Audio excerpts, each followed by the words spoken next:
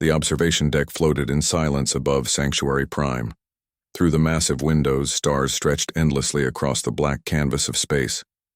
Commander Velnath stood with his four hands clasped behind his back, watching the cadets gather in the simulation chamber below.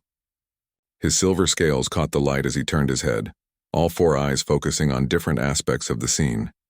This was his favorite part of the training cycle. The moment before the crucible began, when young officers from across the galaxy still believed they understood warfare. 3 days from now they would know better. They always did. The Galactic Coalition Military Academy had trained warriors for 3,000 years. It orbited this neutral world precisely because no single species could claim advantage here. The station itself was a marvel of engineering, built by 12 different civilizations working together. Its halls had seen cadets from 200 worlds pass through its programs. Velnath had served here for 2 centuries. He had watched the best tactical minds in the galaxy face the crucible simulation. None had completed it in less than 62 hours. That record belonged to a Threnian whose name was still spoken with reverence in the Academy halls. "They're ready to begin," said General Thorax, stepping up beside him. The Manthari general's exoskeleton clicked softly as he moved. His species had conquered their home system through careful planning and overwhelming force. They understood patience. "I've reviewed the team's standard composition this cycle." "Not entirely standard," Velnath replied. His voice carried harmonics that most species couldn't produce. "We have the humans." Thorax's mandibles twitched. "Ah, yes. The Deathworlders." Admiral Quentha drifted over to join them. Her species lived in water and wore special suits to interact with air breathers. Her tentacles moved in slow, graceful patterns as she spoke. "I've been reading the reports from Earth, a Class 12 death world. I didn't think any existed in this sector." "They were hidden," Velnath said, "behind a dust cloud in an unremarkable system." The survey team that found them was quite surprised. Below them, the 5 human cadets stood together in a small cluster. They looked so different from the other species present. No armored hides like the Cravaxians, no sensory stalks like the Lothrians, no crystalline skin like the Verdani, just soft flesh, simple eyes, and standard limbs. Day was the tallest of them, standing with straight posture and steady eyes. He had been designated as their team leader. Hyun stood beside him, shorter and more compact, constantly scanning their surroundings. Nari was reviewing something on her datapad, her fingers moving quickly. Suho and Jiwon stood slightly apart, talking quietly to each other. "They look fragile," Thorax observed. "I've seen their medical reports. Their bone density is adequate but not exceptional. Their muscle strength is average. Their sensory capabilities are limited to basic ranges. How did they survive on a Class 12 world?" "That's what interests me," Velnath said. "I want to see how they approach the crucible." The betting pools among the Academy staff had been running for weeks. Most bet the humans wouldn't last past the first day. A few optimistic souls gave them until day 2.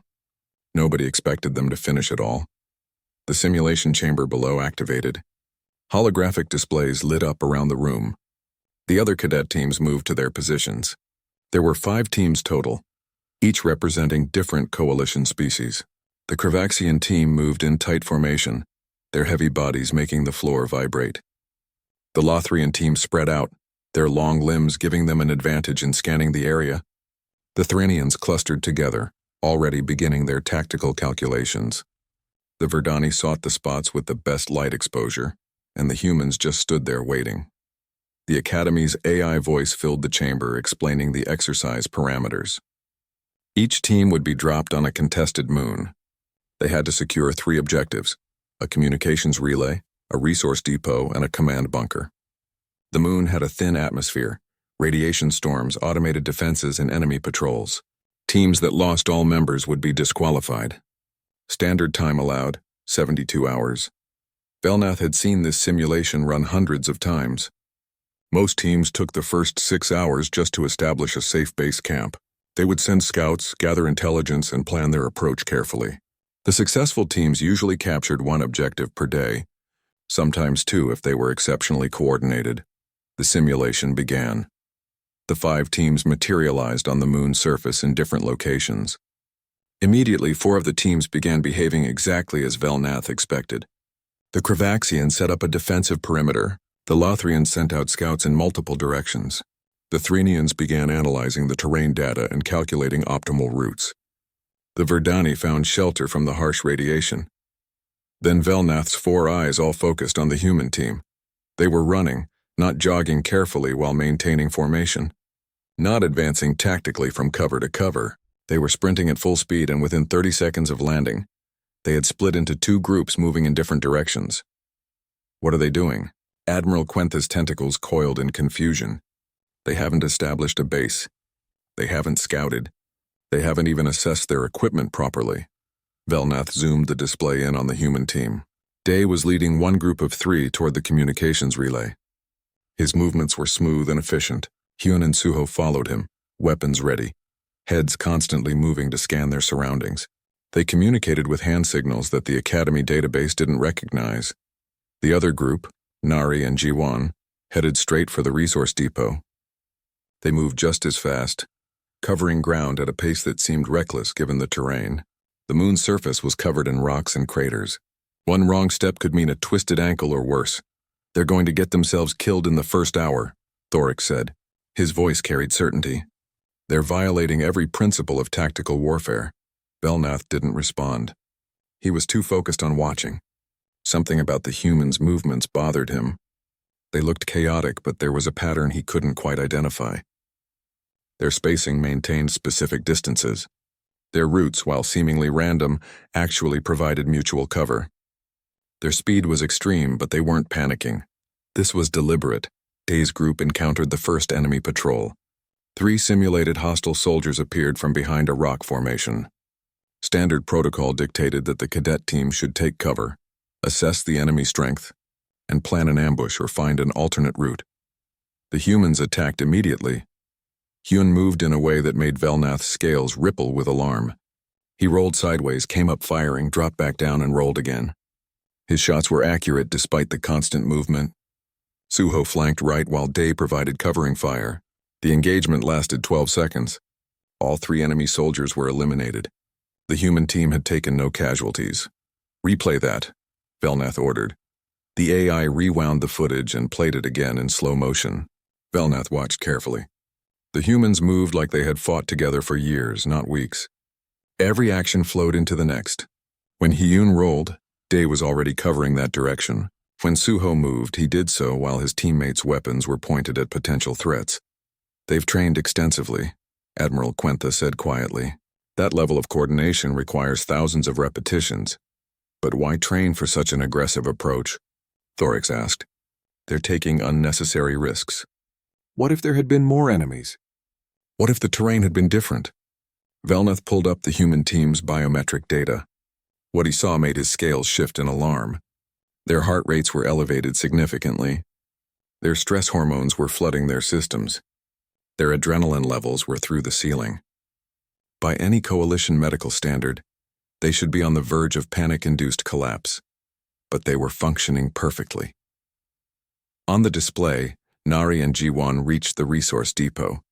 Without pausing, without checking for traps, they breached the entrance and swept inside. Automated defenses activated.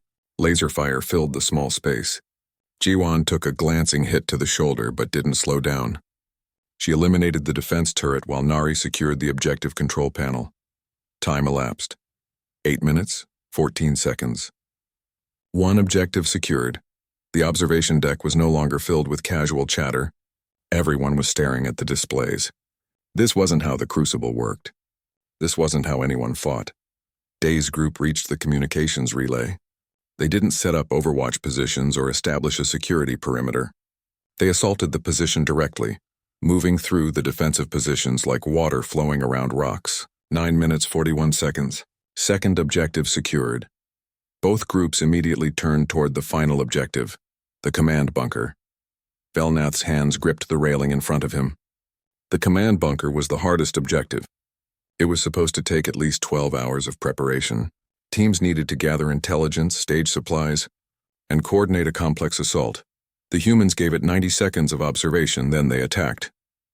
This is madness, Thorix whispered. But Velnath wasn't so sure. He watched the humans move with that same efficient chaos. He saw patterns in their madness. He saw something his 3,000 years of military tradition hadn't prepared him for. He saw warriors shaped by a world that didn't forgive hesitation. The command bunker sat in a crater surrounded by defensive positions. In previous simulations, it had taken teams an average of 18 hours to capture. The fastest assault had been 14 hours by a combined Kravaxian-Threnian team 3 years ago. That record was celebrated as a masterwork of tactical excellence. The humans reached the bunker perimeter at the 10-minute mark. Velnath watched as Day gathered his team behind a rock formation. For a brief moment, the commander thought the humans might finally slow down and plan properly, but the pause lasted only 90 seconds. In that time, they communicated entirely through hand signals, pointing at different positions and nodding. Then G1 stood up and started running directly at the bunker's main entrance.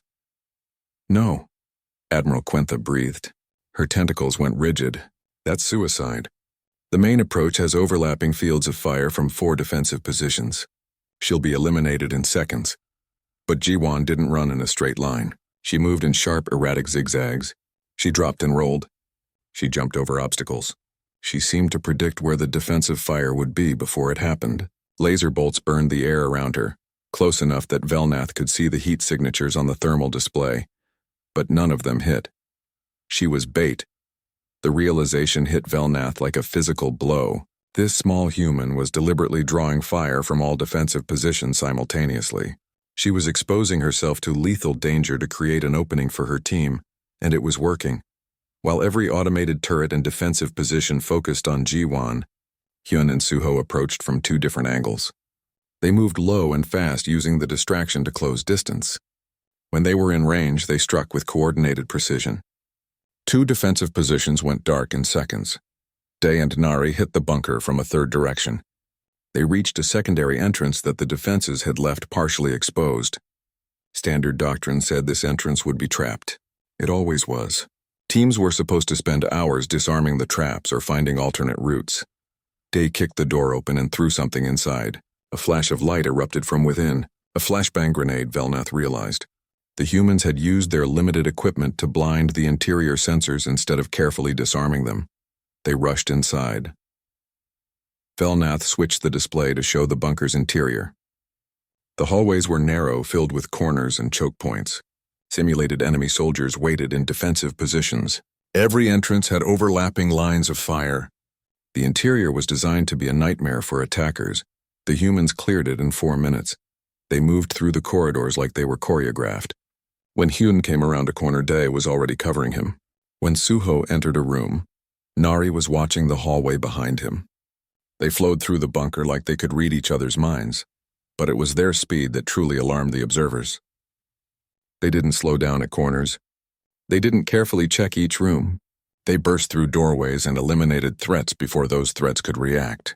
It was what human military doctrine called violence of action, though none of the alien observers knew that term yet. General Thorix pulled up detailed combat footage. He played it frame by frame, studying every movement. "Look at this," he said, his voice tight. "When Hyun enters this room, he eliminates 3 targets in 0.6 seconds. The simulation's enemy reaction time is 0.8 seconds. He's moving faster than the program's designed response." "That shouldn't be possible," another observer said. A Lothrian admiral named Krenth stepped forward. "The simulation is calibrated for optimal response times across all coalition species. No one should be able to move faster than the enemies can react." "The humans are," Velnath said quietly. Inside the bunker, the human team reached the command center. This was the final objective, the hardest challenge. The command center had 4 entrances, all defended. Previous teams had spent hours coordinating, simultaneous breaches or finding creative ways to cut power or introduce gas. The humans blew open all 4 doors at once and rushed in from every direction simultaneously. The simulated defenders didn't stand a chance. They were programmed to defend against careful, methodical attacks. They couldn't process an assault coming from 4 directions at full speed with no preliminary softening. 14 minutes, 37 seconds after the simulation began, the command center fell.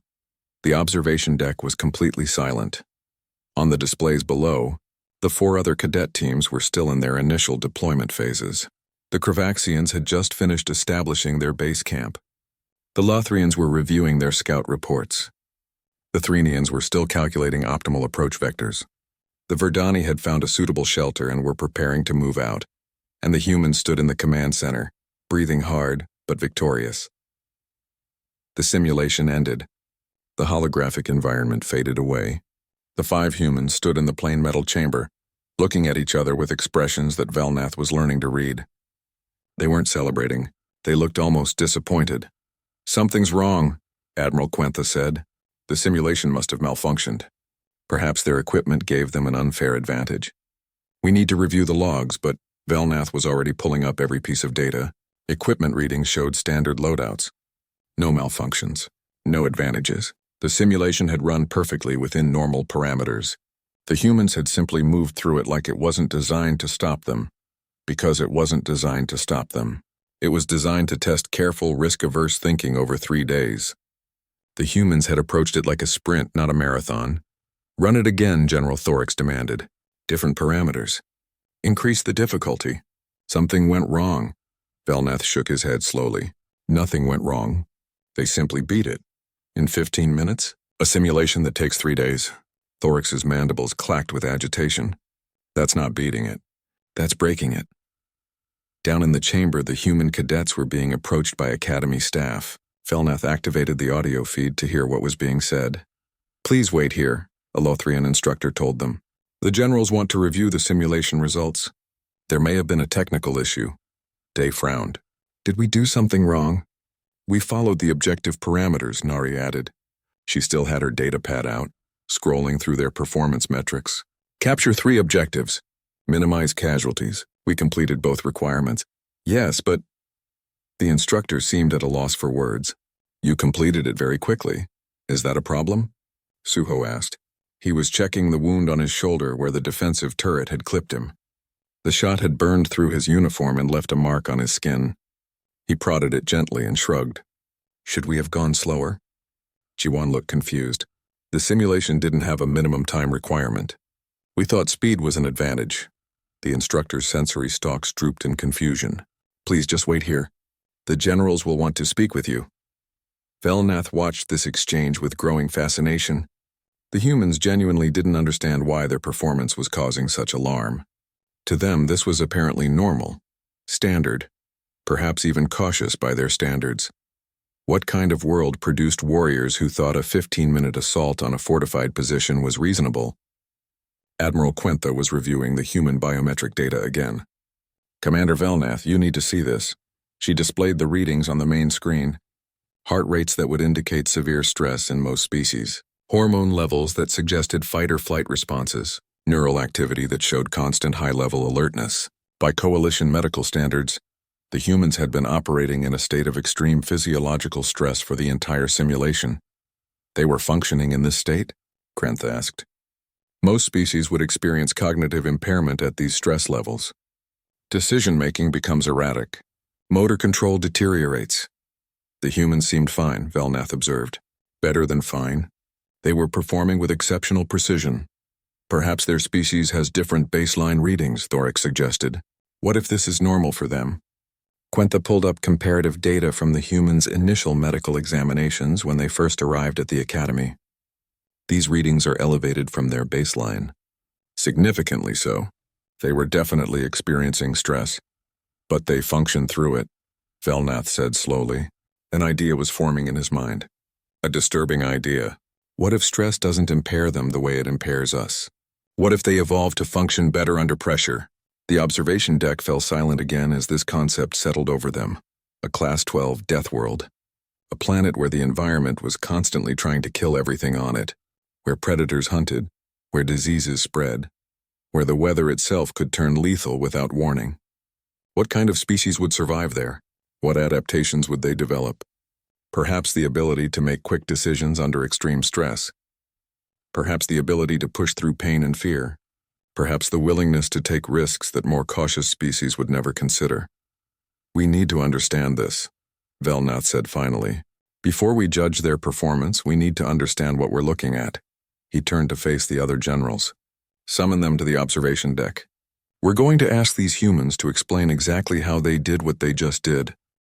The 5 human cadets stood in the observation deck, surrounded by some of the most decorated military leaders in the galaxy. The contrast was stark. The generals represented centuries of experience, multiple species, and the accumulated tactical wisdom of galactic civilization. The humans were barely out of their adolescence by coalition standards, fresh from a world that had only just been discovered. Yet something in the air had shifted. The generals no longer looked at them with casual curiosity or mild concern. They looked at them the way scientists might study a completely new form of life. Commander Velnath gestured to the display showing the simulation replay. "We would like you to explain your tactics. Walk us through your decision-making process." Day glanced at his teammates, then back at the assembled generals. He seemed genuinely puzzled by the question. "We followed standard assault doctrine, sir. Speed, surprise, and overwhelming force at the point of contact." "Standard for whom?" General Thorax leaned forward. "That approach violated every tactical principle taught at this academy. You split your forces immediately. You engaged enemies without reconnaissance. You assaulted fortified positions without preparation. These are not standard tactics. They're standard for human infantry doctrine," Hyun said. He spoke carefully, like he was trying to explain something obvious. "When you have clear objectives and limited time, you move fast and hit hard. Every minute you spend planning is a minute the enemy uses to prepare." Admiral Quentha's tentacles coiled tighter. "But you didn't have limited time. You had 3 days. Why not use that time to ensure success and minimize casualties?" Nari pulled up her datapad showing their tactical analysis. "We assessed the objectives during the briefing. The communications relay had light defenses. The resource depot had automated systems, but no heavy presence. The command bunker was the only serious challenge. We determined that with coordinated strikes we could secure all 3 objectives before any enemy reinforcements could respond." "You made that assessment in the briefing?" Velnath asked. "You planned this entire operation before the simulation even began?" "Yes, sir," Day confirmed. "We identified the key terrain, estimated enemy strength, and developed our approach. Once we hit the ground we just executed." A Lothrian admiral named Krenth stepped forward. "But you couldn't have known the exact enemy positions or defensive layouts. How did you account for unknown variables?" Suho answered this time. "We didn't, sir. We adapted as we went. When we encountered situations that didn't match our expectations, we adjusted and kept moving." "You adapted while under fire?" Thorax's mandibles clicked rapidly. "While experiencing combat stress? While your biometric readings showed extreme physiological strain?" The humans exchanged glances. Jiwon spoke quietly. "That's when adaptation matters most, sir. If you can only think clearly when you're safe and comfortable, you're not really ready for combat." This statement hung in the air like a challenge. Several generals shifted uncomfortably. The idea that one should make critical tactical decisions while under extreme stress went against everything coalition military doctrine taught. Leaders were supposed to remove themselves from immediate danger to think clearly and plan effectively. Velnath pulled up the footage of Jiwon's run toward the bunker. "Explain this action." "You exposed yourself to multiple defensive positions simultaneously. By any calculation, you should have been eliminated." "Why did you do this?"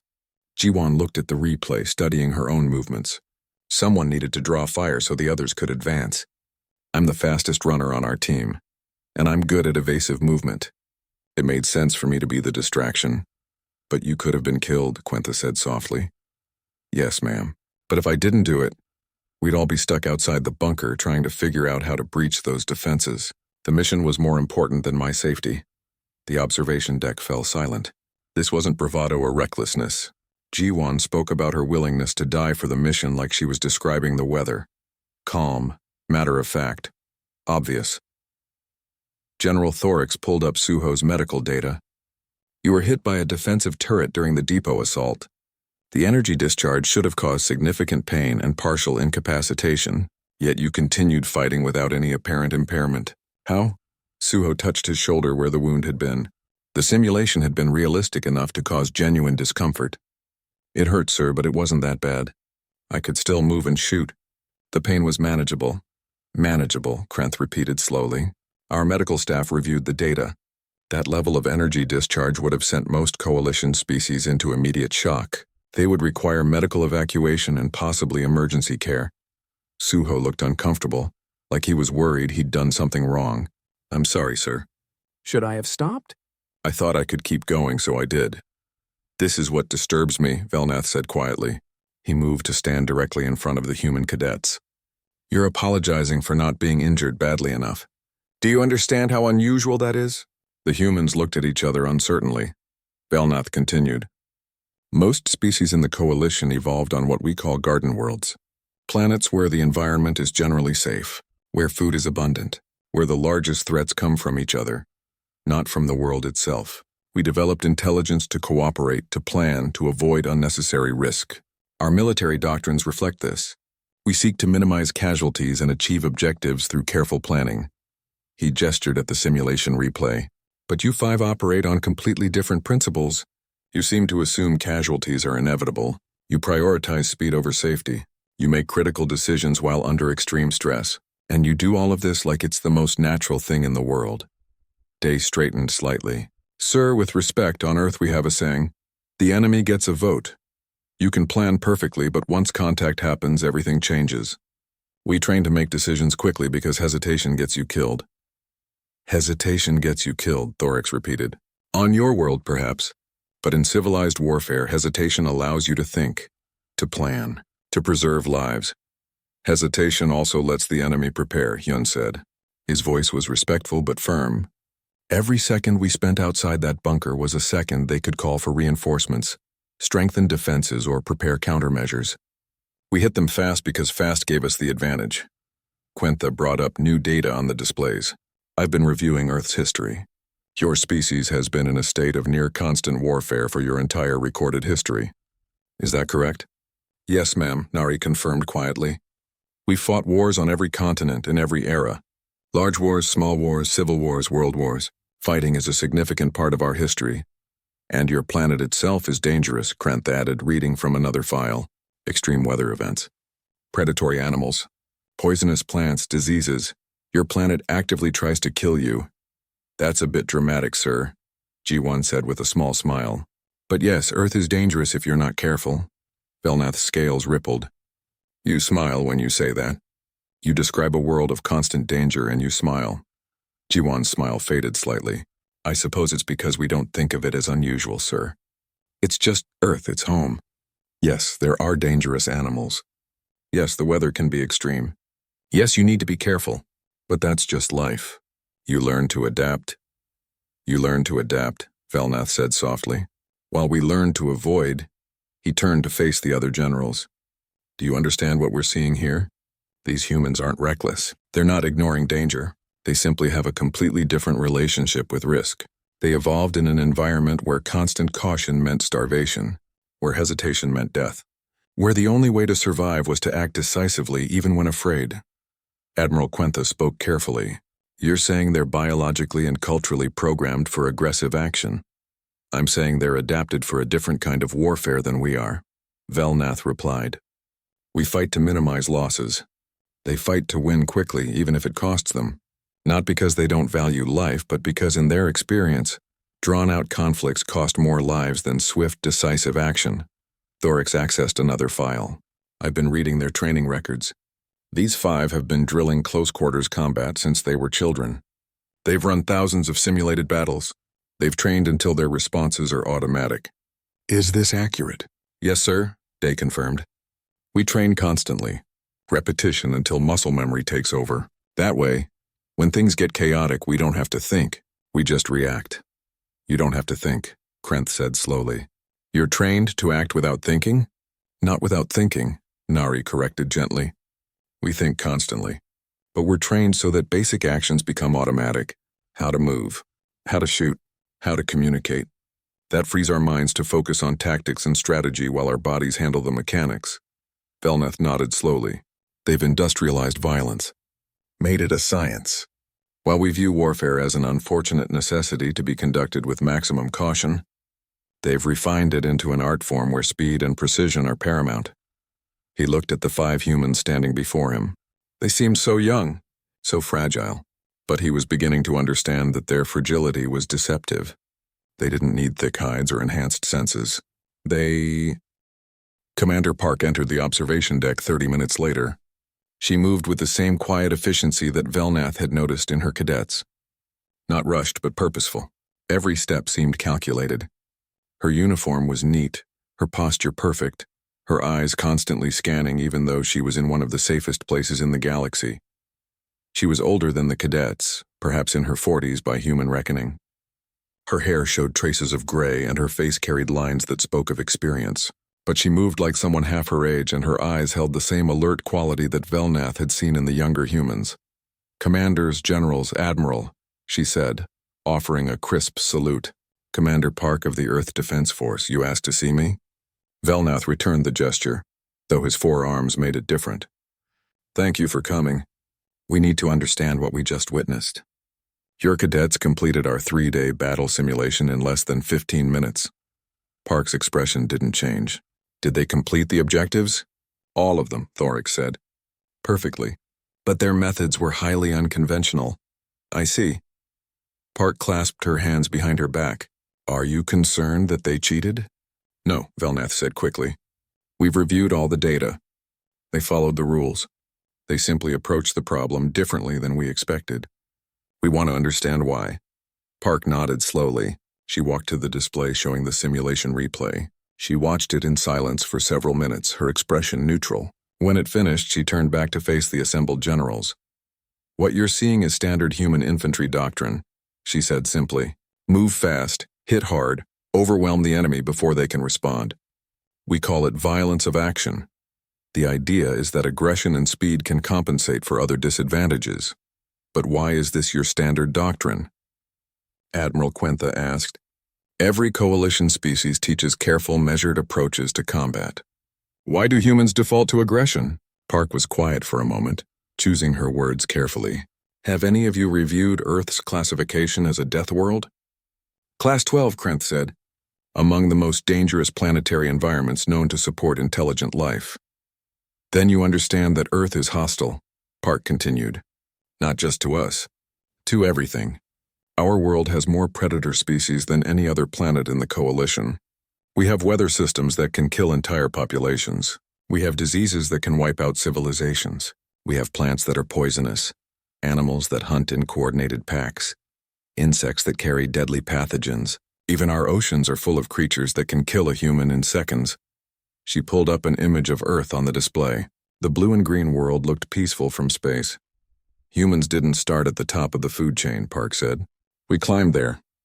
We were prey animals for most of our evolution. We were hunted by cats larger than your Kravaxian warriors. We were killed by snakes, spiders, scorpions. We died from infections and minor wounds. We starved when we couldn't find food. We froze in winter and burned in summer." The generals listened in silence. "So we adapted," Park continued. "We learned to make tools. We learned to work together. We learned to hunt animals larger and stronger than us. But most importantly, we learned that hesitation means death. When a predator attacks, you don't have time to plan. You act or you die. This became part of our biology, part of our psychology." She zoomed in on the human brain in a medical display. "Our brains produce chemicals when we're under stress. Adrenaline, cortisol. These hormones make us faster, stronger, more focused. What would paralyze your species with fear makes us sharper. We evolved to function better under pressure because pressure was constant." Velnath studied the chemical formulas displayed. "So the stress we saw in their biometric readings actually improved their performance?" "In the short term, yes," Park confirmed. "Obviously, chronic stress is harmful. But in combat situations lasting minutes or hours, those stress responses give us an edge. Our heart rate increases, delivering more oxygen to muscles and brain. Our perception of time slows, letting us process information faster. Our pain tolerance increases, letting us fight through injuries that would stop others." Suho continued fighting after being hit by the defensive turret, Thoric said. "We thought he was being reckless." "You're saying his body was designed to do that?" "Partially," Park said. "But it's also training. We condition our people to push through pain, to keep fighting even when hurt. Because in real combat, being wounded doesn't mean you're safe. Sometimes it means you need to fight harder to survive." She pulled up training footage from Earth. The generals watched as human soldiers ran through obstacle courses while instructors shouted at them. They watched close-quarters combat drills where the participants moved with the same speed and precision they'd seen in the simulation. They watched training scenarios where soldiers were deliberately placed under stress, forced to make decisions while exhausted, hurt, and afraid. We drill until actions become automatic, Park explained. Thousands of repetitions. So when combat happens, muscle memory takes over. This frees the conscious mind to focus on tactics and strategy. Your cadets are taught to think carefully under calm conditions. Ours are taught to think clearly under chaos. Admiral Quentha's tentacles moved in slow, troubled patterns. This seems like a harsh way to train your young people. It is, Park agreed. We don't enjoy it. But Earth doesn't give us a choice. If we train gently, our soldiers die in real combat. Better to be hard in training than to fail when lives depend on it. You mentioned that humans were prey animals, Krenth said. But you became hunters. How? Park smiled slightly. Persistence. Humans might not be the fastest or strongest, but we're the best endurance runners on Earth. We can track prey for days. We can run them until they collapse from exhaustion. We call it persistence hunting. We simply refuse to give up. She gestured to her cadets still standing at attention nearby. That's what you saw in the simulation. Not recklessness. Persistence. They identified objectives and pursued them relentlessly. They didn't stop when faced with obstacles. They adapted and kept moving. It's not a conscious choice. It's how we're wired. General Thorax pulled up human military history on his display. The numbers made his mandibles click in distress. Your species has been in a state of warfare for your entire recorded history. Wars lasting years, decades, casualties in the millions. How do you sustain this level of conflict? We don't want to, Park said quietly. War is terrible. It destroys lives and civilizations, but we're good at it because our world forced us to be. Every generation of humans has faced threats. External threats from other groups. Internal threats from disease and famine. Environmental threats from the planet itself. We learned to fight because fighting was the price of survival. And now you're bringing that approach to the galaxy, Velnath said softly. Park met his gaze steadily. We're not here to conquer. We're here to learn and to contribute. Earth requested admission to the Coalition because we want to be part of something larger than ourselves. We want to share what we've learned and learn from others, but we can't pretend to be something we're not. We're products of our world. That world made us fighters. She walked over to the simulation display. Your Crucible simulation is excellent. It tests careful thinking, resource management, and long-term planning. These are valuable skills, but it's designed for species that evolved in safer environments, species that could afford to take time and minimize risk. And humans can't afford that, Krenth said slowly. Couldn't, Park corrected. Past tense. On Earth, we couldn't afford it. Out here in the Coalition, maybe we can learn different approaches. Maybe we can become less aggressive, but that will take generations. For now, we are what we are, warriors from a world that didn't tolerate weakness. Velnath looked at the 5 young cadets. They stood quietly, listening to their commander explain their nature to aliens who had never faced the kind of world they came from. They looked tired now. The adrenaline from the simulation had worn off and the exhaustion was showing through. They were so young. And yet they'd been training for war since childhood. They'd been shaped by a culture that valued speed and decisiveness because hesitation meant death. They'd been conditioned to push through pain and fear because their world offered no other option. Commander Park, Velnath said carefully, what happens when humans don't face a threat? When the environment is safe and there's no need to fight? Park's smile was sad. We still fight. Sometimes each other. Sometimes we channel that drive into sports, competition, challenges. We're working on it. Learning to be peaceful is harder than learning to fight, but we're trying. Admiral Quentha spoke softly. You said you want to learn from us. What do you hope to learn? How to live without war, Park said simply. The Coalition has maintained peace for thousands of years. Conflicts are rare. Cooperation is the norm.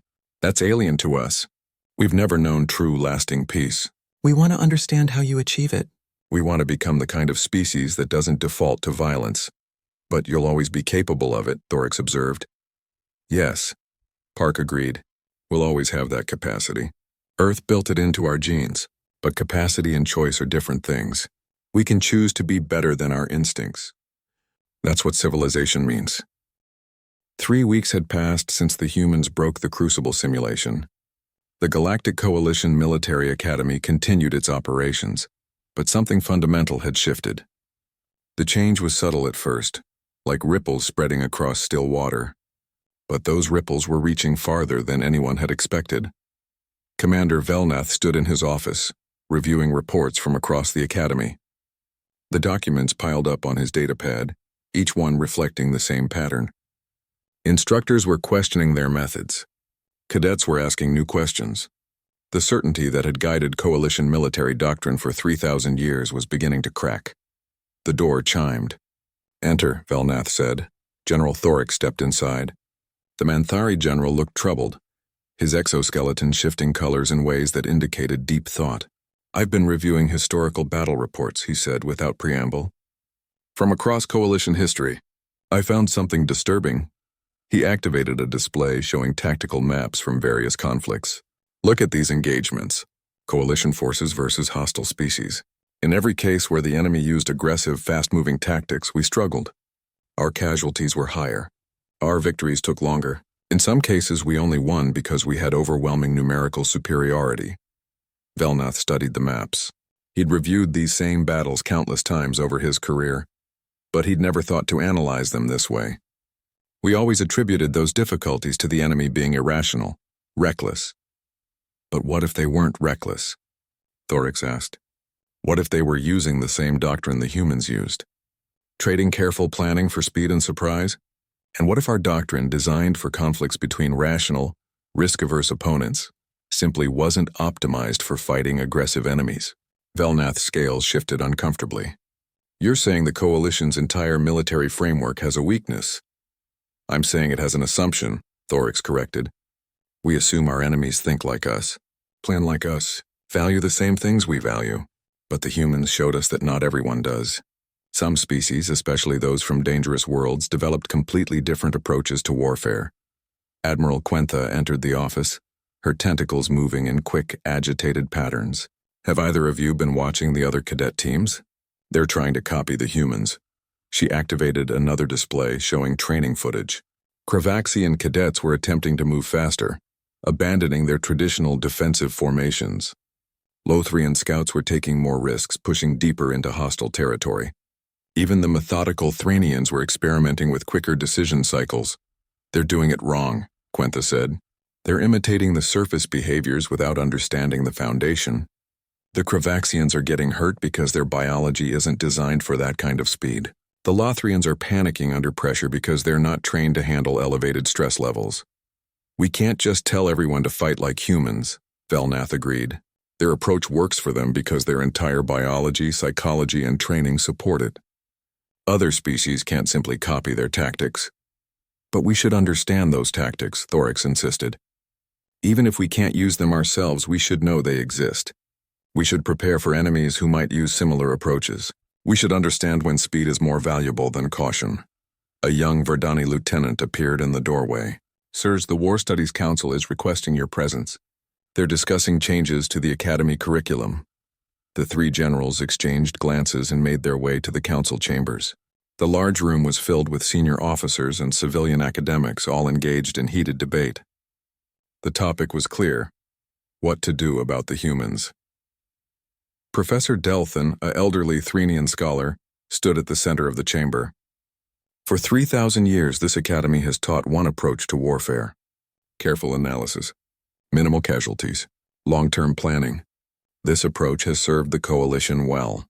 But in 15 minutes, 5 human cadets demonstrated that sometimes careful planning is less effective than immediate action. So we abandon our entire military tradition?" challenged another professor. "We throw away 3 millennia of accumulated wisdom because one team got lucky."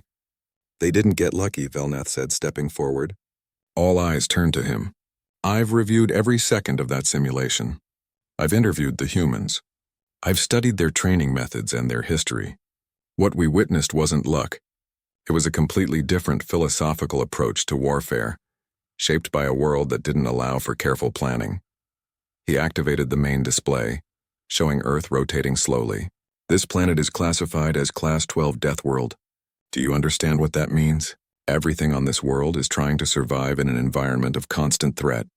The humans evolved as prey animals. They were hunted by creatures stronger and faster than them. They survived by becoming intelligent, adaptable, and persistent. The display shifted to show human military history. They've been fighting for their entire recorded history. not because they enjoy it, but because their world demanded it. They learned that hesitation means death, that sometimes the safest course is to act decisively even when afraid. This became part of their culture, part of their training. But we're not humans, Professor Delthan said quietly.